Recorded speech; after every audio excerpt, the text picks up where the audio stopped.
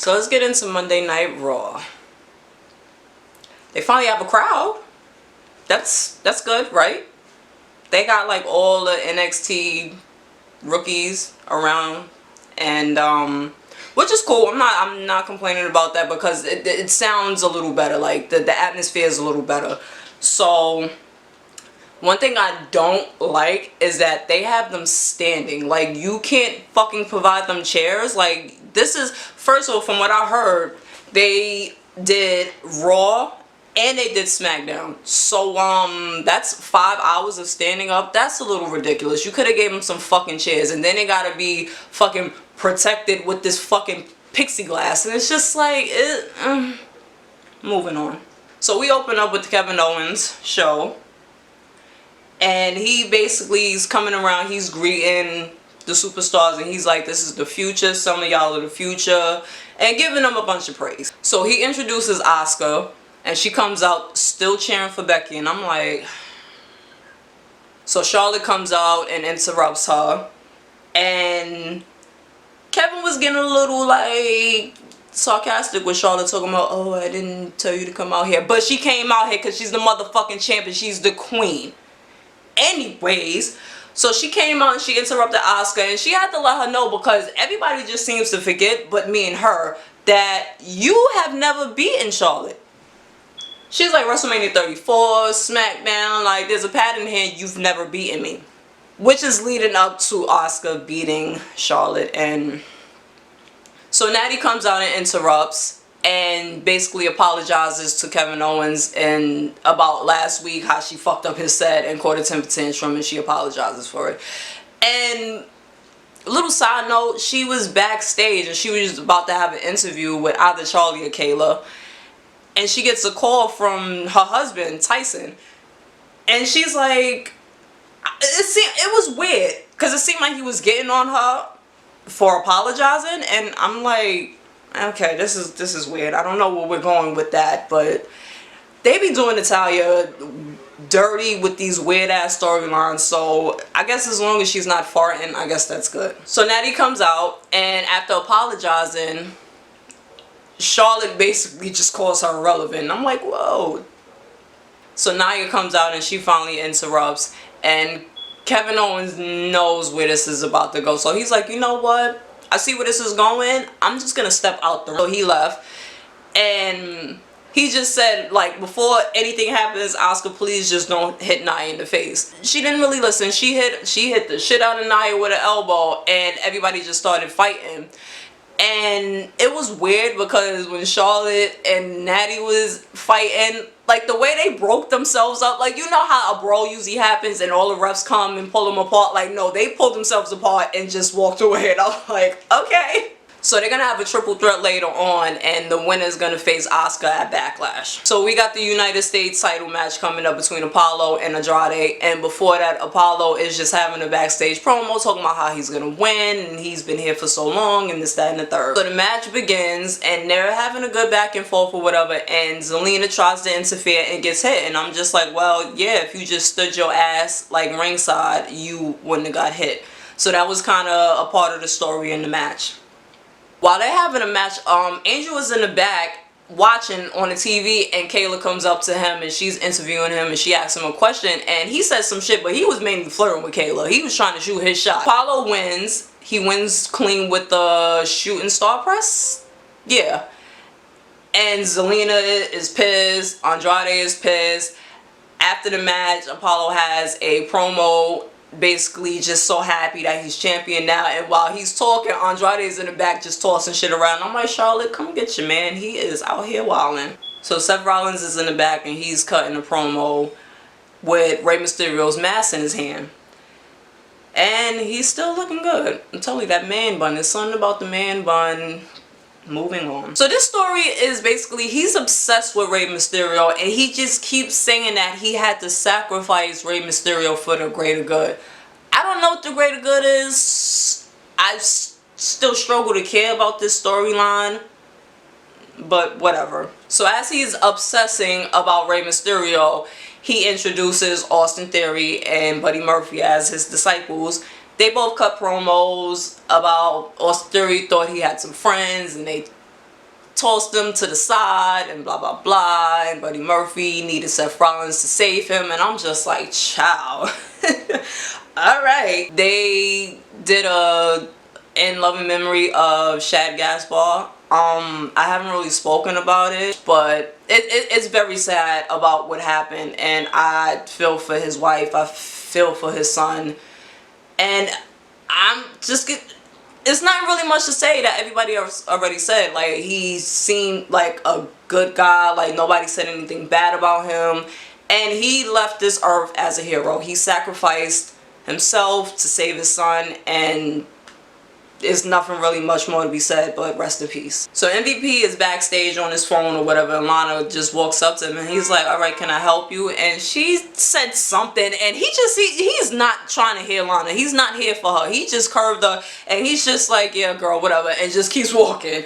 So she's just sitting there like, meh, and she starts screaming and screaming and screaming, and I'm like, why are y'all making this woman scream? VIP lounge, and his guest is Drew McIntyre. He keeps referring to Drew as a former or the former champion, and it's like, hold on, let's not get crazy, because Bobby's definitely losing this match. So Drew come in spicy. He throwing chairs and shit around. He like, alright, where your man's at?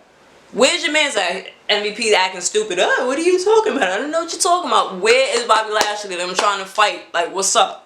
So MVP is like, you know, we're not gonna fight right now. You're gonna save that for Backlash. But do you remember the last time we was in this ring together? And he was like, yeah, I remember. You was basically talking about I needed a manager, and you was just kissing my ass. And I told you I don't need nobody to kiss my ass. MVP gets mad all over again, and Bobby Lashley comes out, and before anything really happens, MVP turns his back and is introducing Lashley, and then turns around into a Claymore kick. Now Bobby Lashley is mad. He's trying to fight, but like, he's stuck between beating Drew's ass and helping MVP. So he helps MVP, and once he gets him out the ring, he's trying to get back in the ring, but MVP is like, nah, holding him back, like, nah, chill. So end off with that. Kevin Owens and Angel Garza has a match, and as Kevin Owens is coming out, Angel Garza hits him from behind, like with a chop to the knee. So that's pretty much the story of this match. Angel is just working his knee, working his leg, and Kevin is just trying to get back up. He's trying to fight back, and he gets a little offense in, and Angel just beats his ass even more. He finally beats him with a wing clipper, 1, 2, 3. And that's pretty much it. Buddy Murphy and Austin Theory has a tag team match against Aleister Black and Humberto Carrillo. I'm trying to figure out, when did Aleister Black and Rey Mysterio become good friends? Like, why is Aleister trying to fight so hard to defend the honor of Rey Mysterio? Like, because y'all got thrown off the building together by the same dude? That's a connection? Alright, that makes sense. That definitely makes sense. Y'all went through some shit. Like, y'all was thrown off the building, so y'all survived together. I got it. So this wasn't really like a long match. Like, there's a whole bunch of flips and kicks and shit like that. Austin and Buddy wins. Some type of distraction happened. I don't really know what really happened. But, so after the match, they beating down Aleister Black and they throw him out the ring. And they focus on Humberto. And they basically are threatening to do the same thing to him that they did to Rey Mysterio with his eye or whatever. And Aleister Black was trying to save him, and he came and got the chair or whatever. And Seth was like, if you come another step closer, I'm going to do to him what I did to Rey Mysterio. Do not make me sacrifice another person for the greater good. What is the greater good? I need answers, sir. So Aleister listened to Seth Rollins, and he didn't move, he didn't do anything like that, and thankfully Seth Rollins left Humberto alone and they just walked off. So they got Edge in the back cutting another passionate promo, and that's just been a theme. Like, ever since he's came back, like, he been fire on the mic, and I don't feel like a lot of people give Edge that type of like credit. Like, he's good on the mic. Maybe that's just me. So he basically said that he's been retired for 3,212 days while Randy was wrestling 1,126 matches, which if that's a fact, like, that's interesting. I didn't do no research because that's not what this show is. Find somebody else. And he shouts out The Undertaker and basically says, like, you know, I understand why it is so hard to retire. Why is it so hard to give this up? This is something that you love, you have passion for, and you just cannot just give it up so easily. So he's like, I understand, and gave him a shout out. And as he's talking, he lists all the people that he's worked with. He was like, I work with The Undertaker, I work with Eddie Guerrero, Kurt Angle, HBK, Rey Mysterio. And he was like, and all of those guys, I adapted to all of their styles. I was like, whoo! Alright, Edge. Like, I taught niggas how to get over because that was my job. And I'm good at that shit. Like, yo. Edge was spitting some bars and I'm like, you better go ahead, Edge. I'm here for this. Still not here for this match, and it being the greatest match ever. Nobody's jacking that. So backstage, the Street Profits is just, you know, walking around. Because earlier, like, you know how I told you what was the axe throwing, so now this week they was playing golf. I'm not getting into that shit because I don't really give a fuck. So they backstage and MVP walks up to them and just started like violating them, calling them all types of clowns and shit like that. And Angela was like, how's your face doing? Like, I don't understand why you coming at us right now. But anyways, MVP challenges them to a match against himself and Bobby Lashley.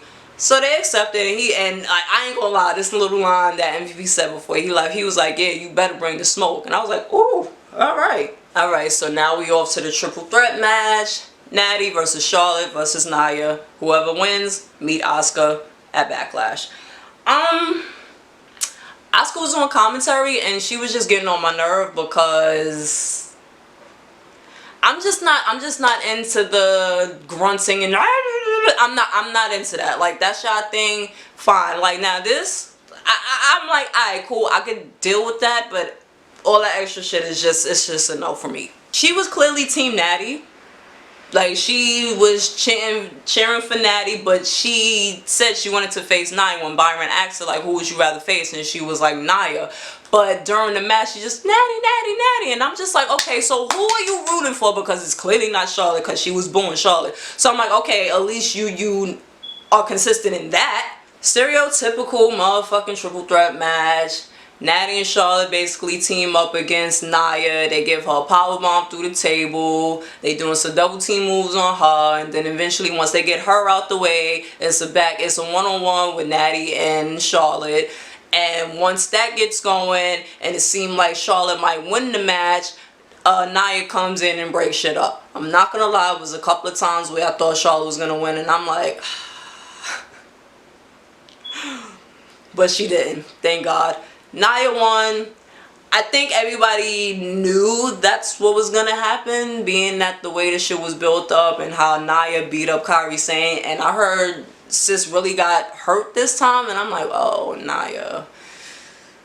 I get that accidents happen, but how many accidents can come from the same person when you can, whatever. Nia wins and she's gonna face Asuka at Backlash. Alright, so now we're going to move on to the main event, the Street Profits versus Lashley and MVP. It wasn't really much of a match, but the only issue that I had was I'm just tired of these makeshift, even if it's for one night, these teams dominating actual tag teams. Like, I am so fucking sick of this shit, and I feel like that's been the theme of this week with, like, wrestling in general, and it's irritating. Granted, Bobby Lashley is the #1 contender, but why is he manhandling the tag champs like this? I don't like that shit. So the Street Profits almost had the match won, and Lashley went and attacked Angelo and threw him out the ring, and went in the ring and just gave Montez the full Nelson and was not letting go. So the ref was like, yo, stop or I'm gonna DQ you. Lashley wasn't trying to hear it and got disqualified. He still was not letting this shit go until until Drew McIntyre came out and they started brawling. They had this fight all over the goddamn arena or whatever, banging into the plexiglass. So the ref is trying to break them up, but he realized, like, yeah, these are two big dudes. So he's motioning for, like, other refs or somebody to come out and help, but nobody comes out. So all of a sudden, the NXT rookies just come out, and two of them came out and they got beat up by Drew and Bobby, and they continue to fight each other. And then it was just a shit ton of people that came out was just trying to, like, stop, and it just went on like that until it faded. And this is not making me excited for their match. I'm still gonna watch, but I don't really care. So I'll probably enjoy the takeover in your house, especially the triple threat match for the women's title. I'll probably enjoy that a little more. So that was Monday Night Raw. Ain't nothing really going on. It wasn't a horrible show, but it wasn't really much to talk about. And I don't feel like anything really got advanced, I guess, except the Asuka and Nia. But we kind of knew where that was going. So, whatever. But hopefully you enjoyed it. And like, comment, subscribe, share it. I'm going to try to keep doing this a little on a consistent basis. So, hopefully you roll with me and enjoy it. And, thank you.